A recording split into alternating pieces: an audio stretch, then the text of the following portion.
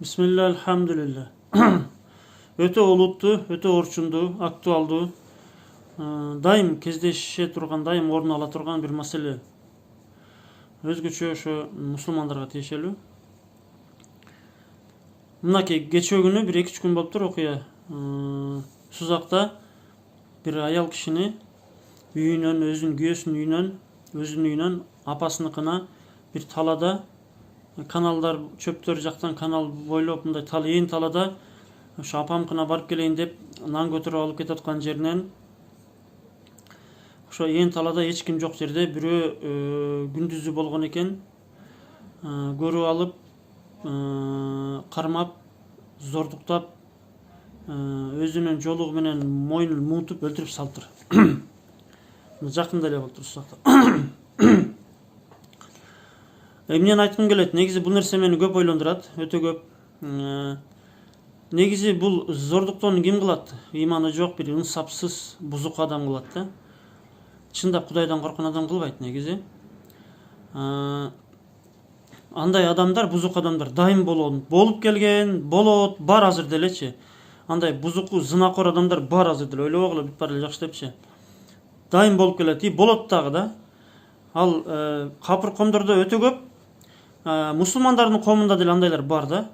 Анан ойлобош керек, мындай намаз окуп, мечиттер көбөйүп кетсе эле андайлар болбойт депчи. Сөзсүз болот. Ар бир эркектин табиятында бар да, аял затына кызыгуу. Просто ошо Кудайдан корккон, дайым Кудайдан коркуп жүргөн адам өзүн кармайт да. Кой бул арам. Не то что зордуктоо, такыба да, момун адам аял затынан даже мындай жүзүн көрүштөн дагы өзүн карманат да. Бир бөлмөдө болуштан карманат такыба адамчы, момун адам. Анан жахил, ошондой фасыктар, ошондой ыймансыздар, мунафыктар өзүн кармалбай кетиши мүмкүн да. Качан кармалбай кетиши мүмкүн? Каерде кармалбай кетиши мүмкүн? Бул нерсе уже любой эркек мен айтканда тастап берет. Мисалы үчүн согуш мезгилдеринде, согуш ошондой тополоң болгон мезгилдерде, эч ким милициялар иштебей калган мезгилдерде зордуктуулар көп болот. Аны 2010, аны башка ошондой бир мезгилдерде өзүңөр уксаңар керек, зордуктап жаш кыздарды деле карабай, бир жаш кыздарды деле зордуктап кое берет андайларчы, андай айбандар. Анан да кандай учурларда мисалы үчүн зордуктоолор болушу мүмкүн? Көчөдө, караңгыда, мас болгон адамдар тарабынан, мастар бар жерлерде, ээн талаларда, парктарда, караңгы, эч ким көрбөйт. Бир 5 мүнөттө эле бүтүп калат да ишчи. Бу дегиче эле ишин бүтүрөт, уруп согуп кетип калат да. Парктарда, ээн талаларда, анан сапарга чыкканда да зордуктоолор болот. Сапарга чыкканда, мисалы үчүн сапарга чыкканда бизде шариатта эркеги жок чыкпаш керек сапарга чыкканда. Эркек дегенде бул күйөөсү, атасы, үкөсү, баласы, акасы, ошо махрам тууган эркектери менен чыгыш керек сөзсүз түрдө. Бул шариатта бизде харам болот да сапарга чыгып. Ошон үчүн даже умра ажылка деле махрам жок барбагыла дейт да бизде шариатта. Кечинде калбаш керек аял заты, кечинде.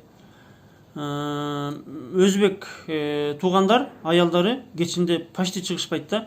Кемде кем Шамда көрүп каласың, бир жерде жолдо туруп калган, биринчи болуп сода болуп, асырдан үйүнө кетишет. Содагер өзбек аялдарды карасаңар, асыр намазынан кийин үйүнө кетишет, жиштирип кетишет. Эркектери Шамда кетишет. Шамды окуп кетишет, Шамга чейин кетишет. Байкасаңар, даже караңгыда эркектери деле мындай көчөдө жүрүүдөн неме кылышат да, эйтят болушат. Себеби көчөдө кечинде ошо мастар болот, анан кечинде шайтандар чыгат, адамдар күнөө кылыш оңой болот, адамдар көрбөйт, караңгы дегендей болот да. Көп кылмыштар караңгыда болот да кечинде. Эми зына кантип башталат? Зына бир көз караштан башталат, бир көз караштан. Эркек киши бир аялды көрөт же кызды көрөт, интернеттен, тиктоктон көрөт, айырмасы жок, көчөдөн көрөт, бир жерден көрөт, бир чогулуштан көрөт, анан кийин кызыгат да. Сулуу экен, анан денеси мындай экен, чачы сонун экен, анан мойну сонун экен, көздөрү сулуу экен деп көбүнчө жүзүнө көбүнчө кызыгат. Аял кишинин эң сулуу жери, эң кызыккан, өзүнө тарткан жери бул аял кишинин жүзү.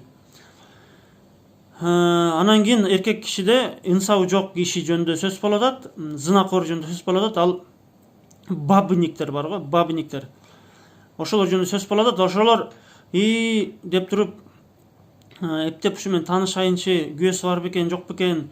Күйөөсү болсо бир аз өзүн карманышы мүмкүн.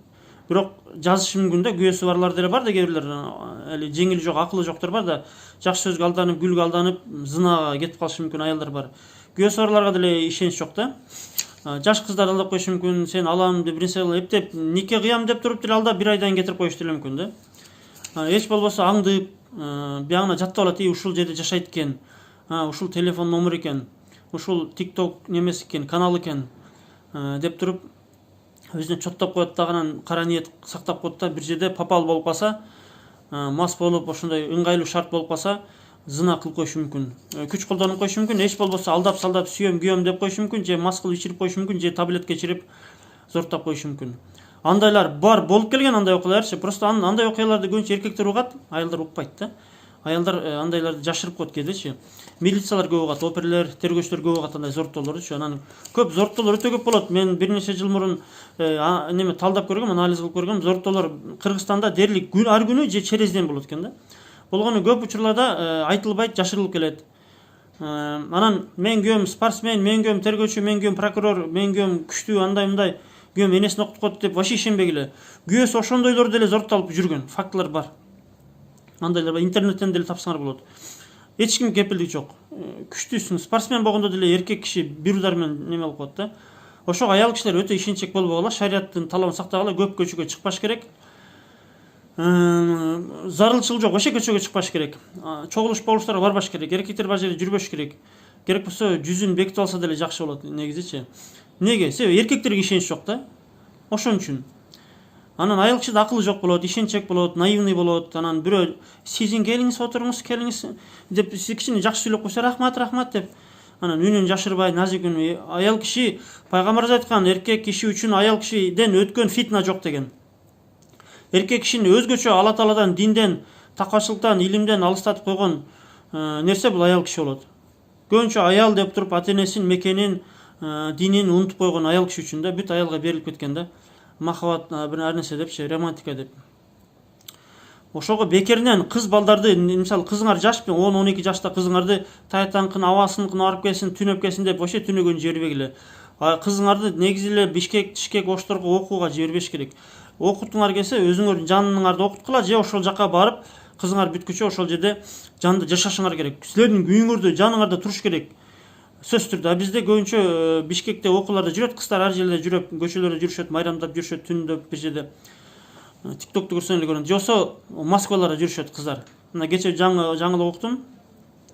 Москвада Кыргызстандын балдары жетим үйлөрдө балдар үйүнө өтө көп экен. Мына свежий маалымат, өтө көп экен. Бул свежий деле эмес. Каяктан болду ошолор? Алданып, салданып, боюна бүтүп, зортталып, же сүйөм, күйөм деп атасын айтпай бирөөгө нике кый алып, же никеси жок жашап, боюна бүтүрүп, ошентип төрөп, ошентип жүрүшөт кыздар. Аялын кызганбаган эркек көчөгө чыгарып коюп, каякта жолугу жок, бир нерсе кылып чыгарып коюп, каякта жүрүп, таштарда, чайларда жүрөт, талаада жүргөн эркек, ал аялын кызганбаган, кызын кызганбаган эркек бейишке кирбейт деп пайгамбарыбыз алейхисалам айткан. Чыныгы мусулман эркек ал аялын кызганат. Каякта жүрөсүң, каяка барасың, да, не, өзүм алып келем, отур үйдө. Каяка барасың, өзүм алып келем, каяка, давай. Кимге, стоматолог барасыңбы, кана, эркек киши, кана кийим, кана жүрчү деп туруп өзү алып келет, керек болсочу, аял киши жок, өзү алып келет. Бизде эркек гинекологторго барган аялдар бар. Эркек гинекологтор бар, дайустар, бирөөнүн аялдарын эмесин карашат. Аял киши гинекологтор аз экен да, ушундай. Төрөт үйлөрүндө эркектер бар экен, мен ыйлашкан, төрөт үйүндө эркектер бар экен. Аялды төрөткөнчү эркектер, акушерлер бар, гинеколог немелер бар экен. Ошого бул маселе бар. Анан ойлобогула, розу ячки менен жашоо жакшы, бардыгы жакшы, бардыгы намаз окуп калышты деп ойлобогула. Адамдардын мындай сакалына деле ишенбегиле. Адамдын жүрөгүндө, оюнда кандай арам ойлор бар экенин эч ким билбейт. Ар бир эркектен чочулаш керек. Ошон үчүн бир эркек менен бир аял бир бөлмөдө калбасын деп бекерин айткан эмес. Дайым өзүңөрдүн сулуулуңарга, өзгөчө TikTok'то жүргөн кыздар, TikTok'ко көп сулуулуңарды чыгара бербегиле.